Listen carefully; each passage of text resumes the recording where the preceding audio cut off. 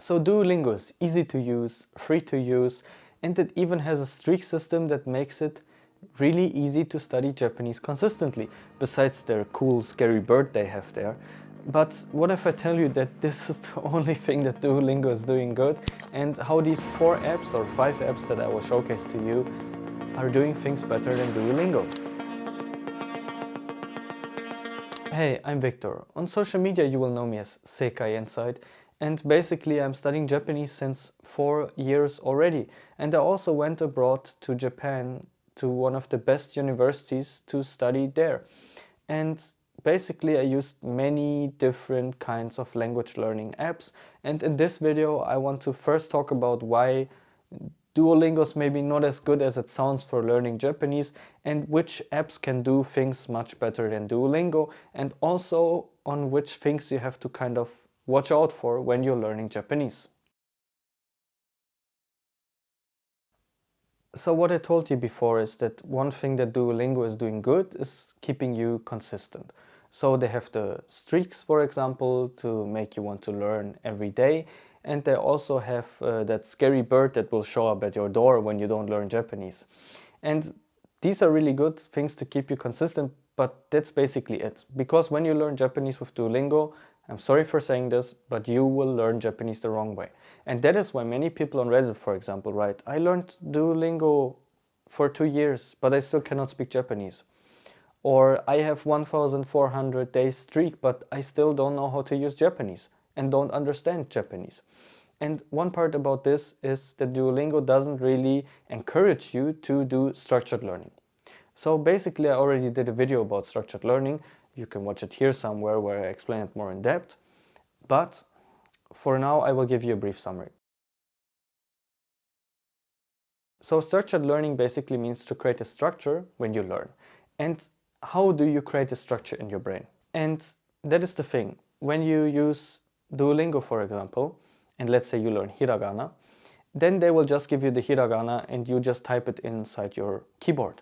But the main problem is with this, and that's already something I learned when I studied psychology, you don't really use many parts or areas of your brain. So for example, instead of learning it on the phone, you should really write down a hiragana. Let's say, for example, ha. So you write down the hiragana ha. And now you will say something like, yeah, but Victor, come on. Like we're in a digital time right now, we don't really write something.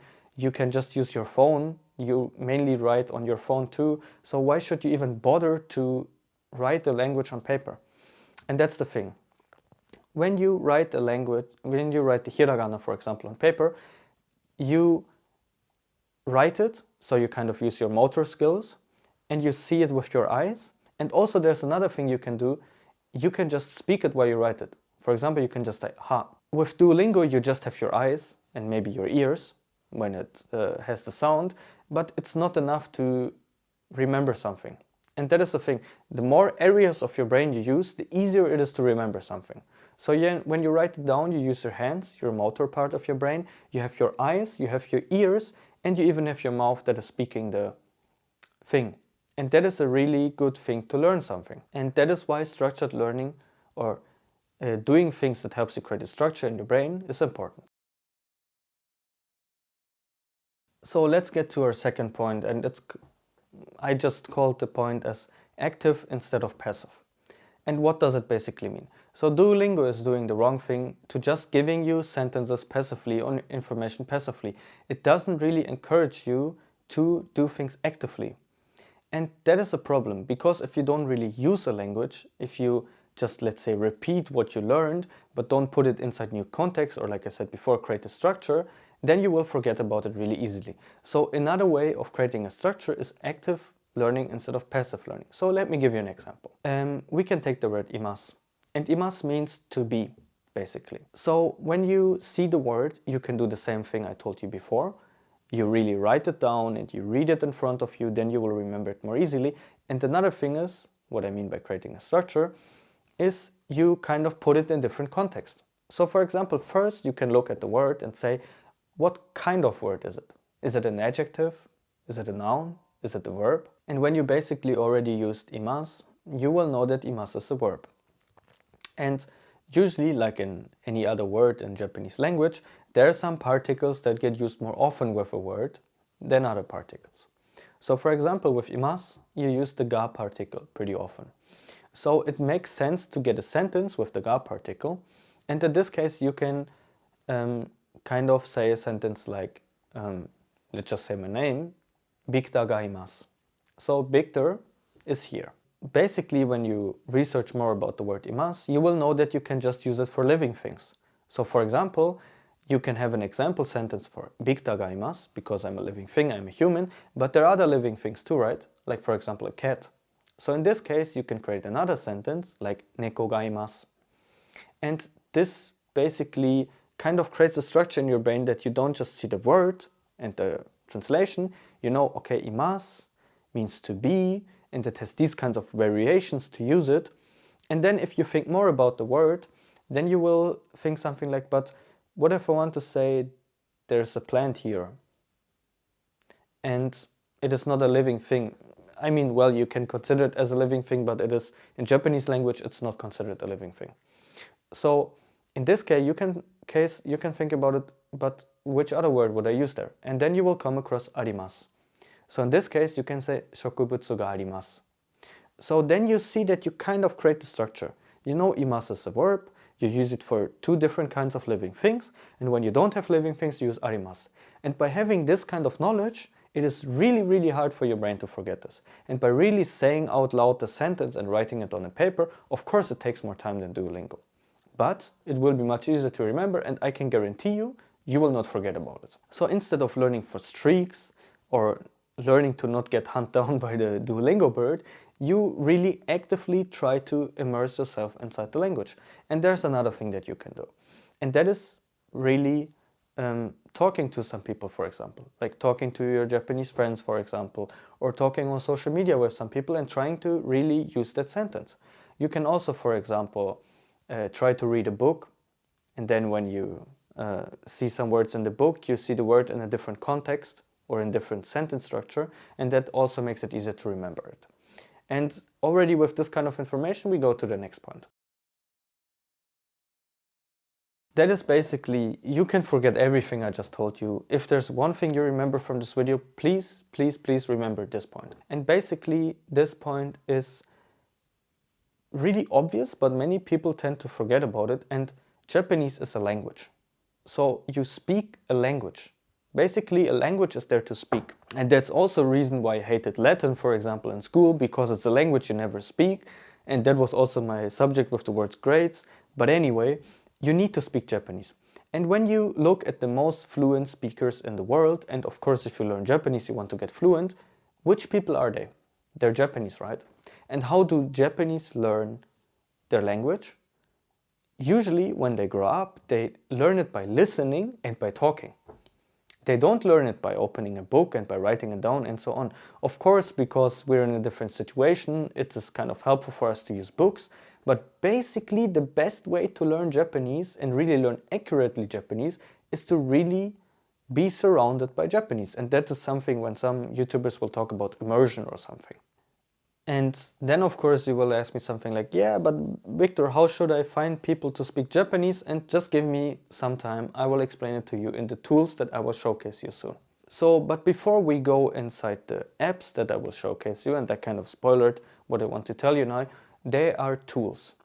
And just so you can kind of get a good mindset about tools, tools are basically something that a person is using, right? So for example, if you have someone that wants to cut down a tree, you can give him the best axe on the world, but if he doesn't know how to use an axe, for example, just uses the wrong side of the axe, he will never cut down the tree. So even if the tool is really good, if the person using the tool, so in this case you learning the language, is not really doing something or trying to actively think about what he's doing, then of course it will be useless. So before you use the tools that I will recommend to you, keep in mind that you use structured learning and active learning instead of passive learning. So even the tools will get some meaning for your language learning. So a person that really can use the apps the right way will have a really different progress in 2 years than a person who doesn't really know how to integrate the apps into his Japanese learning. So let's get started into which apps you should integrate into your Japanese learning. That's also a point I want to add to active and passive listening. And I want to give you an example why active learning is really important. So for example, workbook Japanese and talking Japanese is really different. So for example, I went to Japan, and when you talk to a person that is 80 years old, he will speak whole different Japanese than a person that's 50-year-old. When you talk to a person that is 50-year-old, he will speak really different Japanese than a person that's 20-year-old, for example. So you get kind of what I want to tell you. Basically, I had a situation where I was talking to a person from my university the first time, and I didn't really talk with Japanese people that never went abroad, so their Japanese is also a bit kind of different than to people that already went abroad. And that is one thing you cannot learn really through workbooks, and that is slang. Of course, it depends what your objective is when learning Japanese. So if you want to learn Japanese for your work environment, then you don't need slang. But if you want to learn Japanese for talking to your friends, then you need slang, for example. And in this case, let's say, for example, I was talking to her about this book. And basically, she was explaining me what the good parts about this book is. And if you learned a bit of Japanese, you know that when you want to give some, let's say, reasons why something is good or bad, then you use the grammar of she. And basically, she told me something like, benri dashi, design ga ishi. And maybe you will look at me now and say, what did you say? And I was looking the same way at her like you looked at me right now, because I was like, what is she saying? And basically, like I told you, there's this grammar to use she. And if you use the workbook Japanese, she would have said something like benri da shi, design ga ii shi. But because I never really talked to a person that is using the slang, I didn't know that instead of saying she, you just say sh. So benri da shi. And that is something you will never learn in the workbook, and that's also a reason why you should really talk to people and use a language when talking. So the first tool I want to recommend to you is called Anki. Well, you maybe already heard about Anki. Anki is also a Japanese word. It means memorization. You can see the kanji here somewhere. And basically Anki is a spaced repetition system with flashcards. So what does that mean? Basically, let's take the word imasu, to be, and we can input this word into our Anki application. So we can create one card where there's to be and the other card where there's imasu. And you can also do another thing, and that's what I talked about you to learn actively. You can put down the example sentences I just listed to you before. For example, like bikita ga imasu or shokubutsu ga arimasu. So when you kind of turn around the flashcard, you kind of already also have the knowledge of, there were these kind of nuances. And what is really good with Anki is, it is a spaced repetition system, so it means that it shows you the card in different time frames. And that is a really good thing, because, for example, you learn something, and one important part that I told about you, structured learning, the other one is spaced repetition, is when you learn it, then Anki will show you the card again in 10 minutes. And then maybe it will show you the card again in 30 minutes, and then it will show you again in like 10 days and 20 days and so on. Of course, considering you did the right answer. For example, if you 5 minutes right answer, 15 minutes right answer, 1 day wrong answer, then maybe it will show you the card again after 30 minutes. So depending on your streak of how, let's say, how many times you took the right answer, it will recommend you the vocabulary in different time frames. So you don't have to, let's say, open your book or open a note or open a PDF and read the vocabulary again. It will do it automatically for you. And basically Anki is an app that I just used from day one. So I can really recommend it highly to you. There was no app since I started learning Japanese that seemed more beneficial in the way it was doing what it is doing, spaced repetition, than Anki. Another thing, and that's also why Anki is one of my favorite applications, this time I want to recommend you a dictionary. And this dictionary is called Akebi. I was kind of confused because there are many people that don't really recommend this application. I never really heard someone talking about this application, but let me convince you why it's really one of the best applications. So basically it's a dictionary for Japanese and German and English. In my case, I'm from Germany, so that's really good, but it also has the English translation. And that is a really good thing because, for example, when you find a word that you don't know, let's say you read a book and you see, I don't know this word, then you can search it in Anki. And you can search it by writing the kanji, or you can just search it by typing it in your keyboard.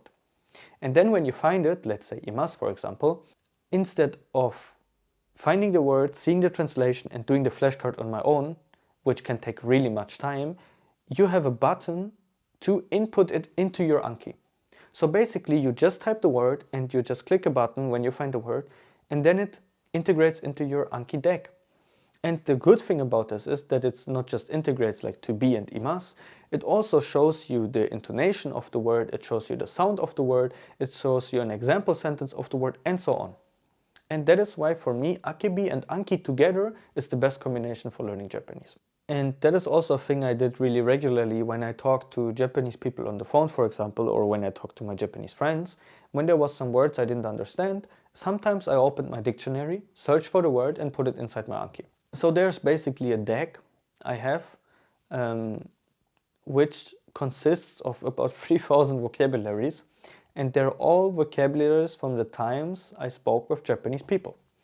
And that is really good because in this case I really have Japanese that is spoken, because the workbook Japanese and the actual spoken Japanese is also a bit different. So let's get to the third app, and it's called Easy Japanese. And basically that is the opposite of the example we had before about the slang Japanese. So basically when you want to learn slang, you should focus on talking to more younger people, for example, like 20 years old instead of, let's say, 80-year-old people. And Easy Japanese basically is a collection from NHK News, but they're translated for you.